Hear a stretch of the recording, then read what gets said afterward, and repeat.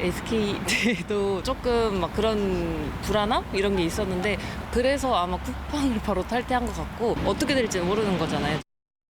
불안한 마음에 요새는 잘 안 시키고 있어요. 이렇게 대응을 너무 가볍게 넘기면은 좀 탈퇴를 해야 하지 않을까 싶어요.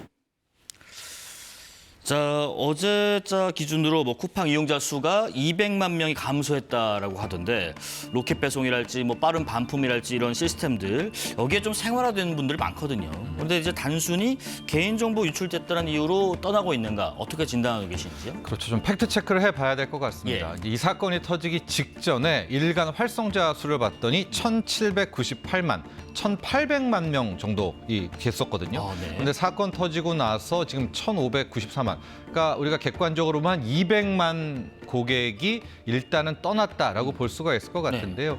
근데 다만 저 1,500만 명대는 쿠팡에 있어서 좀 뭐 이게 아주 낙폭은 아닙니다. 일반적으로 있었던 때였기 때문에 실질적으로 이번에 완전한 쿠팡을 떠나는 탈팡이 있었다라고 하면 저는 일간 활성자 수가 한 1,300만 명대까지는 떨어져야 유의미한 이번 사태로 인해서 드디어 쿠팡을 떠나고 있다. 이제 이렇게 좀 파악이 될 수 있을 것 같고요. 네. 또 하나가 실질적으로 같은 1,500만, 90만 명이 남아있다 하더라도 주문을 안 했을 수가 있지 않겠습니까? 그렇죠. 실적을 봐야 되는데 이 실적 확인은 좀 시간이 걸릴 것 같아서 실질적으로 저 탈팡, 그러니까 쿠팡의 탈퇴에 대한 부분이 좀 유의미하다는 것을 파악하려면 조금만 더 시간이 필요하지 않나.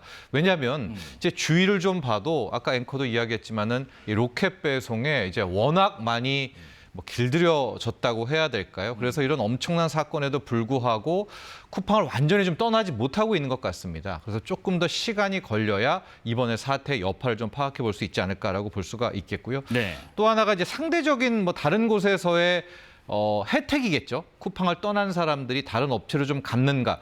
11월 2일, 3일 때까지는 실제로 반사액이 또 있었는데 그게 이제 유의미하게 G마켓이라든가 네이버 앱스토어라든가 완벽하게 쿠팡을 떠나서 1위로 갔다라는 것도 아직은 확인이 되지 않고 있습니다. 그래서 한 일주일 정도 조금 더 추이는 지켜봐야 될 것 같습니다. 그렇다면은 이용자 수의 추이는 조금 더 지켜보는 게 맞겠고 그럼 쿠팡을 통해서 물건을 팔던 분들도 마찬가지 지금 경향성을 띠고 있나요?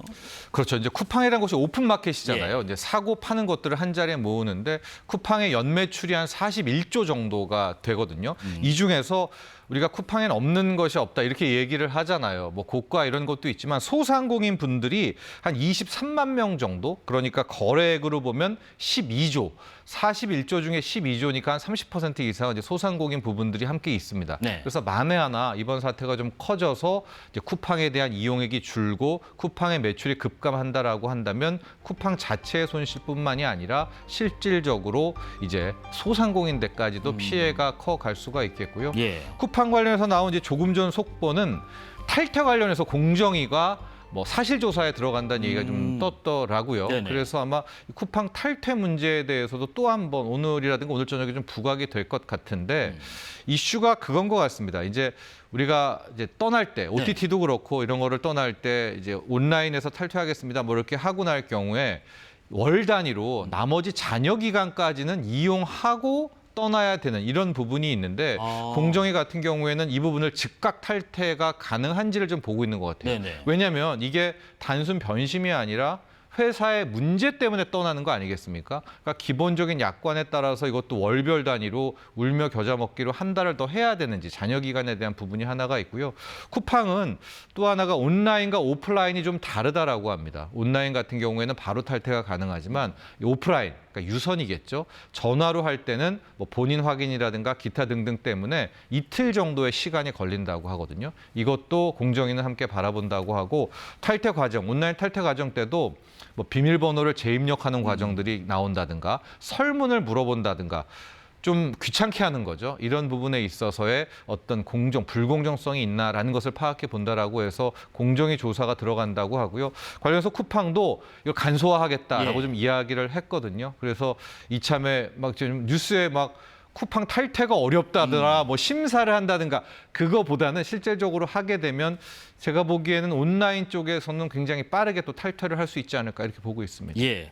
만약에 지금 쿠팡이 현 사태로 과징금을 부과받게 된다면 그 규모가 굉장히 클 것이다. 이런 예상도 나오던데 그런데 그 과징금 부담이 혹시 수수료 인상의 명목으로 누군가에게 좀 불이익을 주는 차원으로 돌려막는 거 아닌가. 예를 들면 쿠팡 입점한 소상공인들에 대한 우려도 나옵니다. 그렇죠. 근데 이제 전후를 따지면 먼저 예. 과징금, 그러니까 과태료와 배상액이 먼저겠죠. 그게 과연 어느 정도가 나올지를 파악해 본 다음 이것이 소비자라든가 아니면은 입점한 소상공인들에게 전가될 건가를 봐야 될 것 같은데요. 현재 이제 과태료 같은 기준에 보면 매출의 3% 이내에서 정한다. 이제 이런 규정이 있긴 하거든요. 그럼 앞서 말한 것처럼 매출이 40조면 1조 원 넘는 과태료를 내야 된다. 근데 그 정도의 과태료는 없었거든요. 네. 카카오 사태 때도 불구하고. 그래서 이래저래 뭐 연계 매출 이런 거를 빼고 있기 때문에 아마도 상당 부분 실제 부과되는 과태료와 과징금 규모는 뭐 작을 것이다. 그래서 이재명 대통령도 우리가 일단 집단 소송이라든가 이런 게 없잖아요. 그러니까 과태료, 그러니까 실제로 내는 과태료의 현실화를 좀 지적한 것이 아닌가 이렇게 보고 있고요. 예.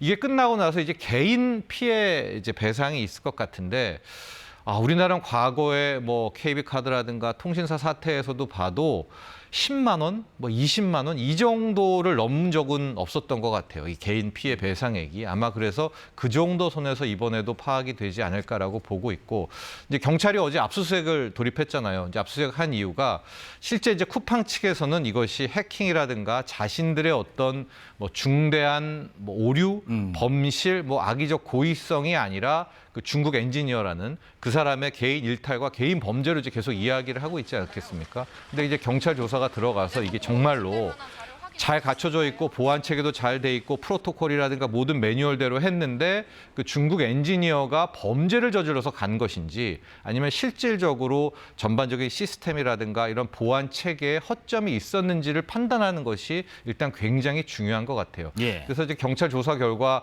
그것이 개인 범죄인지 아니면 회사 측에서 어떤 하나의 조직적인 어떤 실수가 있었는지에 따라서 피해 보상, 과태료, 과징금까지도 진행되지 않을까라고 보고 있고요. 네. 실질적으로 이 사건 터지고 나서 이제 과태료 냈다고 해서 갑자기 뭐 와우 멤버십에 비용을 올린다든가 소상공인들에게 바로 전가한다든가 그럴 가능성은 그러진 왜냐하면 않겠죠? 자기들도 양심이 있을 예, 텐데 예. 그럴 가능성은 단기적으로 좀 낮아 보입니다. 그리고 또 하나가 지금 압수수색도 들어갔고 뭐 공정위도 들여다보고 있습니다만은 지금 청문회도 국회에서 17일에 열린다고 하고 창업자인 김범석 쿠팡 의장을 증인으로 또 채택을 했고 또 이제 정부도 쿠팡에 대한 어떤 실효적인 제재를 주문하고 있는 상황에서 지금 뭐 박대준 대표가 또 사임을 했다고 해요. 뭐 네. 사실상 경질에 가까운데 후임은 또 헤럴드 로저스라는 법무총괄 대표가 좀 맡기로 했다고 하고 지금 그 개인정보 징벌적 손해배상이라는 제도가 또 도입된 이후에 적용된 사례도 없다고 하던데 그렇죠. 혹시 그 과태료나 과징금 등등 외에 이런 징벌적 손해배상 제도가 이번에는 다르게 좀 보일 수 있을까 싶습니다. 우리나라엔 좀 힘들 것 같습니다. 이제 그래요? 김범석 의장이라든가 아니면 지난해 나온 박대진 대표의 개인의 이제 징벌적 대상으로 가야 될 것 같은데 이 사람의 악의적인 고의성이라든가 중대 과실에 대한 것들을 또 입증을 해야 최대한 5배 정도 피해에 대한 부분들을 이제 배상을 하게 되는 그런 제도이기 때문에 그 증명하는 방법이 상당히 어렵고요. 현재 우리나라는 집단 소송제도 없죠. 이제 말은 집단 소송인데 엄밀히 말하면 공동 소송입니다. 민사상 공동 소송이기 때문에 현재 법조계에서는 이번 차원으로 우리나라가 집단 소송제를 도입하는 그런 좀 첫 하나의 계기가 됐으면 하는 그런 바람을 갖고 있고요. 예. 지금 미국 쪽에서 약간 좀 다른 흐름이 나오고 그래요? 있는데요. 그러니까 재미 한국계 이제 일부 로펌들에서 이 쿠팡이라는 회사는 좀 복잡한 게 사업은 한국에서 하지만 본사는 이제 쿠팡 INC라는 미국에 두고 있고요. 또 미국 주식시장에 상장돼 있는 이런 복잡한 구조를 갖고 있지 않습니까? 그래서 지금 미국 쪽에서 이제 소송을 하려는 건 뭐냐면 본사를 걸고 넘어가겠다는 거예요. 왜냐하면 미국은 그 무섭다는 징벌적 손해배상이 있지 않겠습니까? 그래서 피해는 한국에서 발생을 했지만 예. 미국 헤드쿼터와 한국에서의 이제 문제, 가령 교류의 문제라든가 지배구조가 잘못됐다라든가 공시 위반 같은 문제로 실질적으로 이번에 본사, 미국에 있는 본사에 대한 책임도 존재한다라는 것이 확인되면 이제 미국 쪽에 소송을 걸면 여기는 집단적 손해배상이 되지 않겠습니까? 아, 그쪽에서는? 그래서 네. 미국 쪽 라인에서의 소송도 함께 진행되고 있다는 점을 우리가 계속 주목해 봐야 될 것 같습니다.